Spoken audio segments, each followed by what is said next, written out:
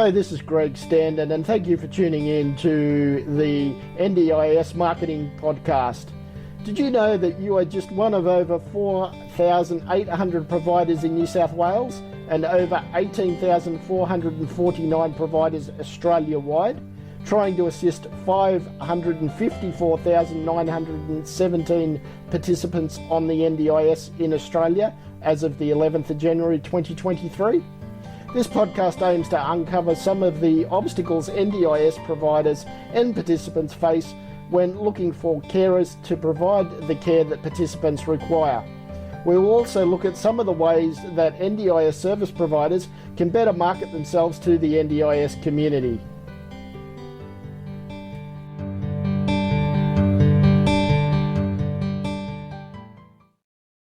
Everyone, welcome to the NDIS Marketing Podcast, where we discuss all things marketing for NDIS providers on how to best communicate your message to your target audience. We've been on a hiatus for a month because I've had that dreaded lurgy that's been going around, but we're back on track now. And in this episode, I'd like to talk to you about why we do what we do, because until you understand why it is that you are providing the services that you provide and to whom you're providing it, then your marketing is like a spray and pray approach. Now, there's a lot of factors at play in why we do what we do. We have all heard it said at some point, treat others the way that you wish to be treated. Well, sometimes we do what we do as a result of the way we are treated by others. Now, when you're growing up, we learn by the power of observation. So if you're brought up in an environment where alcohol, drugs, yelling, and instability are what you observe daily, then it stands to reason that then becomes the way you treat others, because that's all you know. You haven't known any different.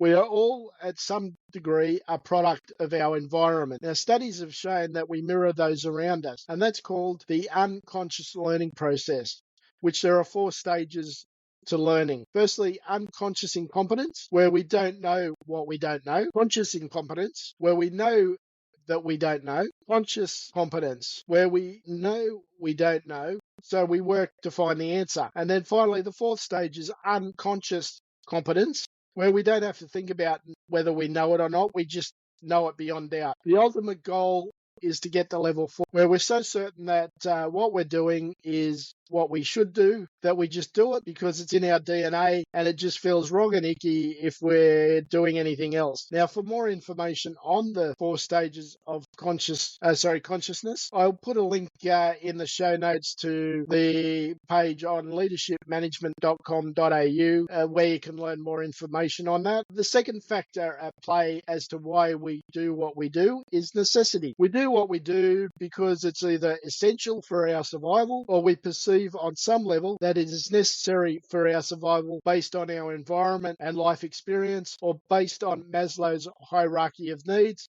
which are physiological, safety, love, esteem, and self-actualization. And for more information on Maslow's hierarchy of needs, I'll put a link in the show notes as well. The third factor at play as to why we do what we do is culture. We all have a culture of some degree, and you need to, that all comes into play about what participants you assist and how you assist them, what staff you hire. That all contributes to culture as we bring together all our different backgrounds. Now, especially in today's diverse world where we come from such a wide, diverse group of backgrounds and cultures, we must be aware that everyone does everything they do because of their cultural upbringing, and that is ingrained in us from a very, very young age. Now, for more information on how culture is important to what we do and why we do it, I'll put a link in the show notes to a LinkedIn article that explains all that. We also do what we do out of fear of uncertainty. Now, as human beings, we like to feel a sense of safety and security, but this will not help us to grow and achieve the things that we ultimately want out of life. There's a saying, do what you've always done and you'll always get what you've always got. Or as I'd like to put it, the definition of insanity and stupidity is doing the same thing over and over and expecting a different result. Now, human beings crave certainty as a survival mechanism, but it is when we have the courage to cross over that fear of the unknown that we actually find true happiness and success. And again, for more information about how uncertainty impacts us, I'll put a link down in the show notes. So how do we counteract this to achieve what we really want out of this one shot that we have at this thing called life? When we take our focus off ourselves and start to help those less fortunate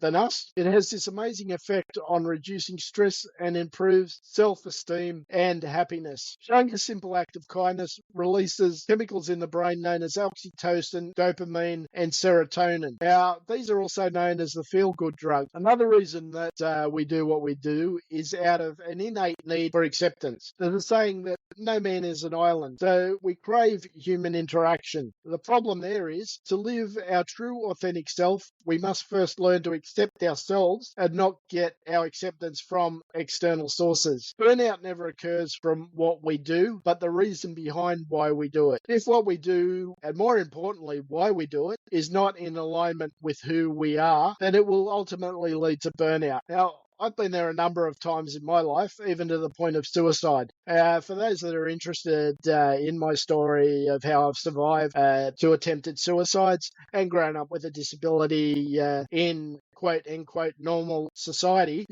I'll put a link in the show notes to my keynote, We're All a Misfit, which you can find on YouTube. But more recently, where I was caring for my wife 24/7 plus running a marketing business and trying to get into schools as a motivational speaker, because I've always had a passion for motivating the next generation, I became overtired, exhausted, empty, and feeling of why bother. The problem was that, or at least some of it, was I was not living as my true authentic self, and I was living more out of service and habit than my true authenticity. I was only concerned about the short term, and the more I focused on the short term, the more stressed I became. Once I focused on my life's work, now I'm less stressed. Sometimes I have more on my plate, but now I have a plan on how to handle it. And for more information on how the need for acceptance does impact us as human beings, I'll put another link to that information in the show notes as well. It's a basic human need to crave connection and significance, which we only find through meaningful contribution.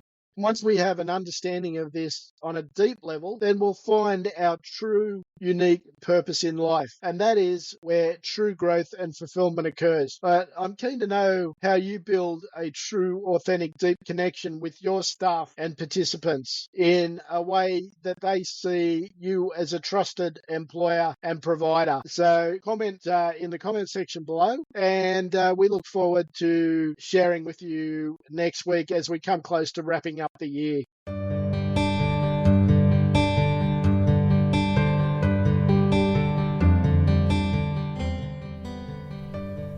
I've thoroughly enjoyed helping NDIS providers identify their target market and help them implement marketing strategies that will grow their business and strengthen the NDIS community as a whole. So if you're struggling with your marketing strategy, reach out to me by email, greg@hasslefreemarketing.com.au, to book a strategy call. You'll also find more about our services, and don't forget to download our 101 Ways to Market Your Business from the bottom of the homepage.